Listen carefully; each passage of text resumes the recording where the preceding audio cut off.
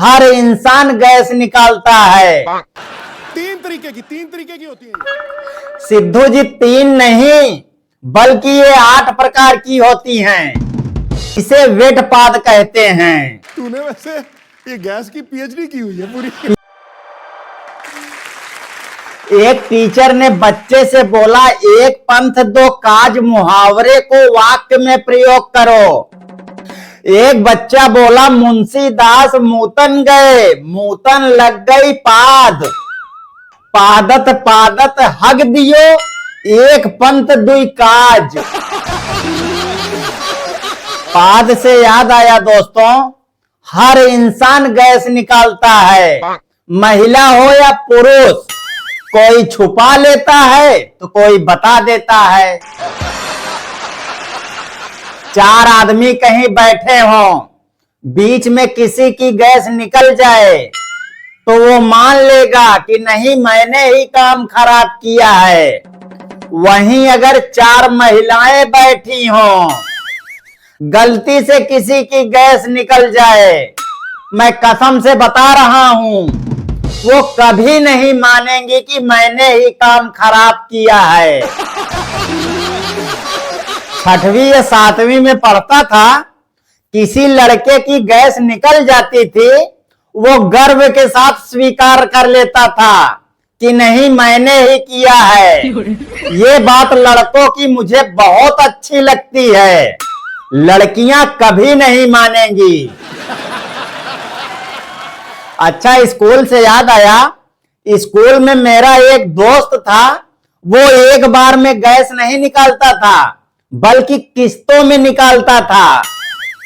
10%, 25%, 30%, last में 35% जब बचता था, कंट्रोल नहीं कर पाता था, एकदम जोर से क्लिच करके निकाल देता था। तीन तरीके की होती है। सिद्धू जी, 3 नहीं बल्कि ये 8 प्रकार की होती हैं। पहली पाद का नाम है लगातार पाद, इसमें बार बार गैस निकलती है। दूसरे पाद को कंट्रोल पाद कहते हैं, इसमें आदमी धीरे धीरे निकालने की कोशिश करता है।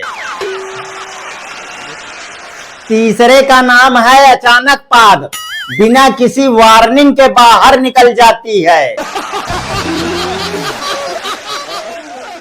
चौथी को साइलेंट पाद कहते हैं, आवाज नहीं होती लेकिन इसका असर बहुत ही खतरनाक होता है। 5वीं को स्माइली पाद बोलते हैं, कम आवाज लेकिन बदबू जोरदार। 6वीं को लाउड पाद कहते हैं, आवाज इतनी तेज कि पास वाले भी सतर्क हो जाते हैं।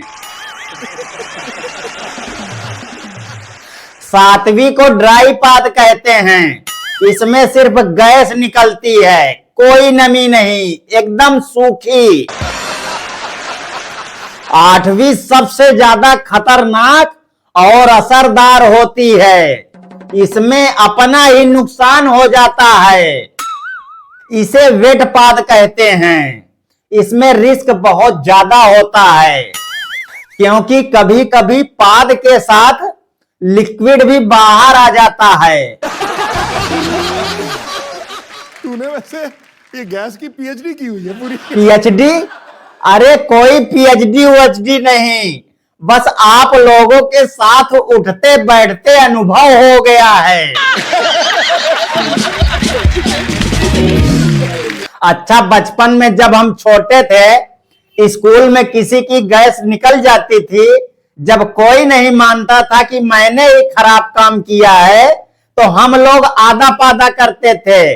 इसमें होता ये था, जैसे 5 लोग बैठे हैं तो पहले से शुरू करते थे, आधा पादा किसने पादा, राम जी का घोड़ा पादा, ठाई ठुआ ठुस।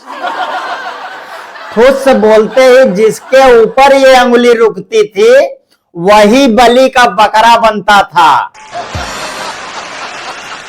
मैं कसम से बता रहा हूं दोस्तों, कई बार तो मैं करता भी नहीं था, फिर भी मुझे बलि का बकरा बना देते थे।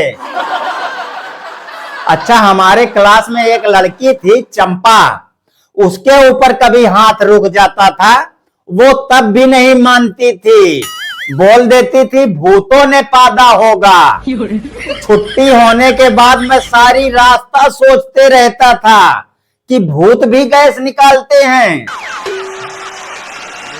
एक दिन स्कूल से घर आया, यही सोच रहा था, मेरी माताजी बोली क्या हुआ बेटा? मैं बोला माँ क्या सच में भूत होते हैं? वो बोली हाँ, इसीलिए तो तुझे बोलती हूँ बाहर घूमने मत जाया कर। मैं बोला ठीक है मैं नहीं जाऊंगा, लेकिन क्या भूत भी गैस निकालते हैं? वो बोली गैस वैस मुझे नहीं पता, रात को तेरे पापा आएंगे उनसे पूछ लेना। अच्छा, एक दिन हमारे फूफा जी मेरे घर आए, बरामदे में बैठे थे, मैं चाय का खाली कप उठाने गया, जैसे ही झुका कप उठाने के लिए मेरी पाद निकल गई। मैं शर्म की वजह से बिना कप उठाए वापस जाने लगे, तो फूफा जी ने आवाज लगाया क्या हुआ बेटा, यहाँ कुछ काम था या सिर्फ पादने ही आया था? फूफा जी से याद आया, मेरी शादी मेरे फूफा जी ने ही करवाई थी।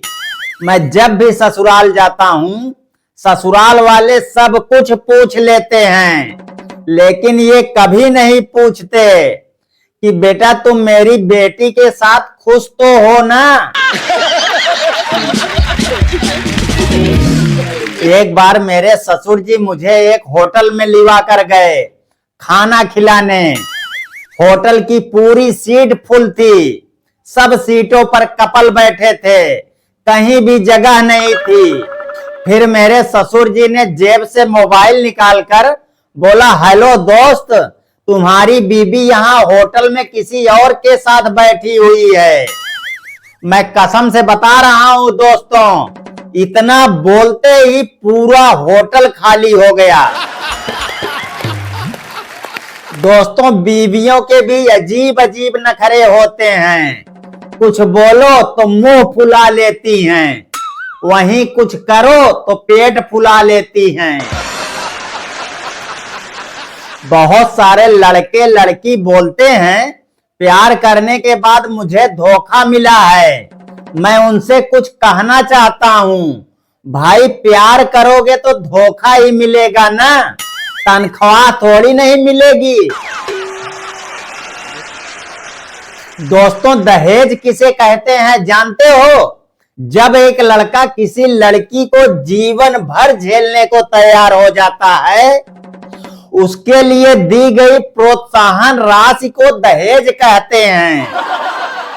और इसी वजह से जब कोई लड़की बीवी बनकर आती है, पूरे जीवन भर नखरा पसारती रहती है। हेलो दोस्तों, कैसी लगी ये वीडियो कमेंट में जरूर बताइएगा। वीडियो अच्छी लगी हो तो वीडियो को एक लाइक कर दीजिए। अगर आपने हमारा चैनल सब्सक्राइब नहीं किया है तो चैनल को जल्दी से सब्सक्राइब कर लीजिए। बाकी मिलते हैं फिर किसी दिन एक और धमाकेदार वीडियो के साथ। जब तक के लिए राधे राधे।